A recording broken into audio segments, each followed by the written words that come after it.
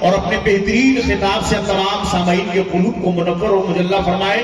اور حضرت کا خطاب صرف مرینا کی سرزمین میں نہیں، چاہے گوالیار کی سرزمین ہو، چاہے پچھوڑ کی پہاڑیاں ہو، چاہے اطراف میں جہاں جہاں آپ جائیں گے وہاں حضرت کی تقریر سنائی دیتی ہے.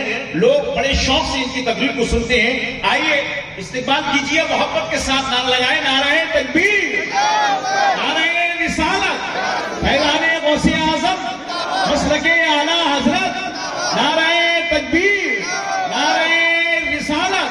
ان کی تقریر میں دریا کی روانی دیکھی، غنچہ گل کی رنگین جوانی دیکھی، ابر بن کر برس پڑا ان کو آیا باس، بے درا ہم نے خمے میں کو ابلتے دیکھا، حشر میں میکدے والوں خدا نے چاہا.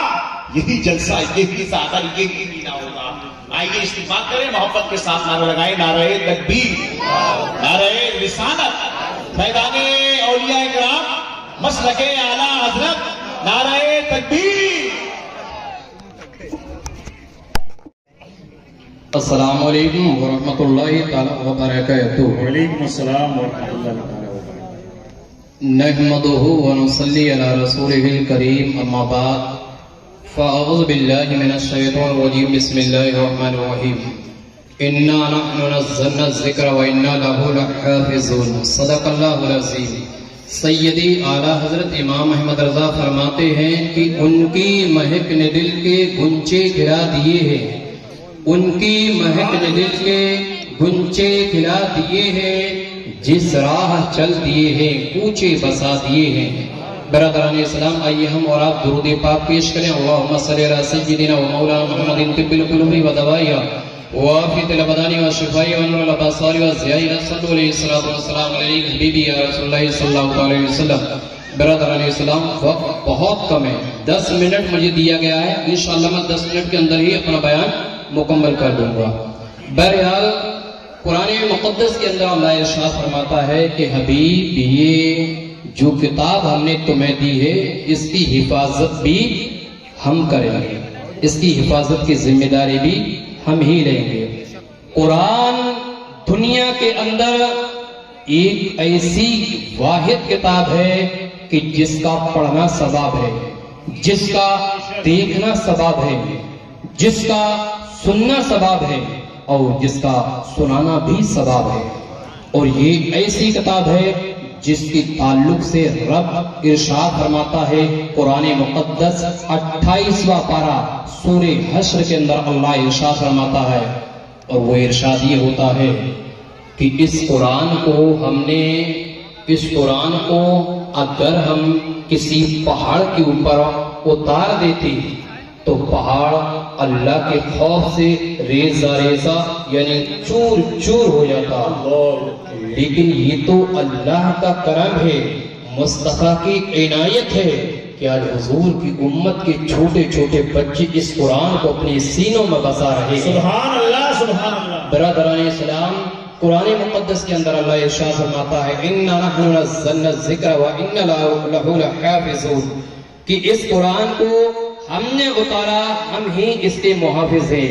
اللہ رب العزت نے بے شمار صحیفے انبیاء کرام کے اوپر نازل کیے اور کتابیں بھی انبیاء کرام علیہ السلام کو دی. ان میں مشہور کتاب توریت ہے، زبور ہے، انجیل ہے، قرآن ہے. اللہ نے جب توریت کو حضرت موسیٰ کو دیا اور یہ کہا کہ اے موسیٰ آؤ اور توریت لے جاؤ، اے موسیٰ آؤ اور توریت لے جاؤ، حضرت موسیٰ بارگاہ الہی میں آتے ہیں اور انہیں توریت عطا کر دی جاتی ہے. جب رب نے انہیں توریت دی تو اللہ نے موسیٰ سے کہا اے میرے پیغمبر موسیٰ، یہ توریت تمہیں دے رہے ہیں، موسیٰ پیغمبر یہ کتاب تمہیں دے رہے ہیں، لیکن اس کی حفاظت کی ذمہ داری اے موسیٰ ہماری نہیں ہے. اے داؤد تم بھی آؤ اور زبور لے جاؤ، لیکن اے داؤد یہ زبور تمہیں دے رہے ہیں، لیکن اس کی حفاظت کی ذمہ داری ہمارے سر نہیں ہے. اللہ اکبر کبیرہ. اللہ رب العزت نے حضرت عیسیٰ کو بلایا، اے عیسیٰ تم بھی آؤ اور انجیل لے لے جاؤ، اے عیسیٰ انجیل تم لے جا رہے ہو، لیکن اس کی حفاظت کی ذمہ داری ہمارے سر نہیں ہے۔ لیکن جب مصطفیٰ کریم کو، جب ساری کائنات کے مالک و مختار یعنی حبیب پروردگار جناب محمد رسول اللہ صلی اللہ علیہ وسلم کو قرآن دینا ہوا تو اللہ نے ارشاد فرما دیا، اے حبیب آؤ اور قرآن لے جاؤ، لیکن حبیب یہ قرآن تمہیں دے رہے ہیں، لیکن اس کی حفاظت کی ذمہ داری ہم لے رہے ہیں۔ سبحان اللہ، سبحان اللہ، نعرہ تکبیر، نعرہ رسالت۔ اسی لیے اللہ رب العزت فرماتا ہے کہ اے حبیب یہ قرآن جو ہے نا ہم تمہیں دے رہے ہیں، لیکن اس کی حفاظت کی ذمہ داری ہمارے عزیزان گرامی وقار۔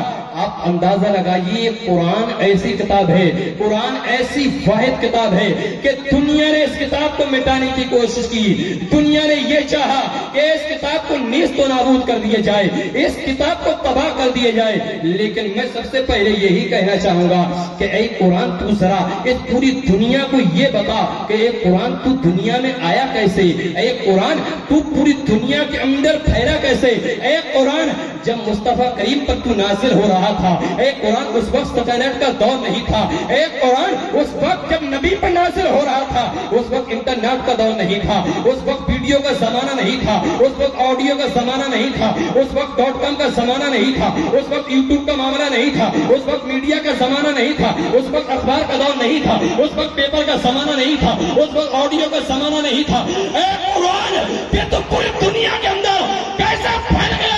جب ویڈیو کا زمانہ نہیں تھا، جب میڈیا کا زمانہ نہیں تھا تو ہالینڈ کے اندر کیسے پہنچ گیا، امریکہ کے اندر کیسے پہنچ گیا، برطانیہ کے اندر کیسے پہنچ گیا، جاپان کے اندر کیسے پہنچ گیا، ہندوستان کے اندر کیسے پہنچ گیا، پاکستان کے اندر کیسے پہنچ گیا، جاپان کے اندر کیسے پہنچا، نیپال کے اندر کیسے پہنچا، افغانستان کے اندر کیسے پہنچا، چیچینیا کیسے پہنچ گیا، امریکہ کیسے پہنچ گیا، نیوزی لینڈ کیسے پہنچ گیا، یہ قرآن تو پوری دنیا کے اندر کیسے پھیل گیا؟ تو قرآن جواب دیتا ہے کہ میں اخبار کے ذریعے سے نہیں بلکہ پوری دنیا کے اندر حافظ قرآن کے ذریعے سے پھیل گیا۔ نعرہ تکبیر، نعرہ رسالت، اعلان غوث اعظم، عظمت قرآن۔ لیکن اے قرآن عظیم ہم آپ سے پھر پوچھیں گے، اے قرآن وقت کا میں صرف آدھا منٹ کا اور میرا بیان، اے قرآن عظیم تو ذرا یہ بتا، اے قرآن تیری عظمت پہ یہ محمد مصطفیٰ کے غلام تیری عظمت پہ قربان ہے، اے قرآن تو یہ بتا جب تو مکے کے اندر پھیل رہا تھا، جب تیری تبلیغ ہو رہی تھی، لیکن اے قرآن اس وقت تو ابو جہل تیرا پیچھا کیا ہوا تھا، اس وقت ابو لہب تیرا پیچھا کیا تھا، اس وقت عتبہ تجھے مٹانے کی کوشش میں لگا ہوا تھا، اس وقت عتیبہ تجھے مٹانے کی کوشش میں لگا ہوا تھا، اس وقت شیبہ تیرا پیچھا کر رہا تھا۔ اے قرآن پوری دنیا تیرا پیچھا کر رہی تھی کہ تجھے مٹا دیا جائے، تجھے ہلاک کر دیا جائے، تو پھر تو پوری دنیا کے اندر اے قرآن کیسے پھیل گیا؟ تو قرآن جواب دیتا ہے، اے محمد اختیار خان اویسی مصباحی، میں پوری دنیا کے اندر ایسے پھیل گیا کہ محمد رسول اللہ کا قدم پھیل رہا، میں پوری دنیا کے اندر پھیل رہا۔ سبحان اللہ، اللہ اکبر، ماشاءاللہ۔ برادران ملت اسلامیہ کہنے کا مقصد یہ ہے کہ آج سے 1450 سال پہلے بھی دنیا نے کوشش کری کہ اس قرآن کو مٹا دیا جائے، اور ابھی ماضی قریب میں ایک شخص اور اٹھا تھا، وسیم رضوی، اس نے یہ سوچا قرآن کو مٹا دیا جائے، اس نے یہ سوچا قرآن کو تبدیل کر دیا جائے۔ اب وہ تبدیل کیا کرے گا؟ پوری دنیا، ایک انسان تو کیا اگر پوری دنیا بھی لگ جائے کیا قرآن کو مٹا دی جائے، قرآن کو نیست و نابود کر دیا جائے، تو دنیا تو نیست و نابود ہو سکتی ہے، لیکن اللہ کا پاکیزہ کلام کبھی بھی نیست و نابود نہیں ہوگا۔ جس کی حفاظت کی ذمہ داری میرا رب لے لے، دنیا اسے نہیں مٹا سکتی۔ اسی لیے اللہ فرماتا ہے اِنَّا نَحْنُ نَزَّلْنَا الذِّكْرَ وَإِنَّا لَهُ لَحَافِظُونَ، کہ حبیب اس قرآن کو ہم نے اتارا ہے، ہم ہی اس کے محافظ ہیں۔ اللہ کی بارگاہ میں دعا ہے رب تعالیٰ ہم تمام کو قرآن عظیم سے محبت کرنے کی توفیق عطا فرمائے۔ السلام علیکم ورحمۃ اللہ وبرکاتہ۔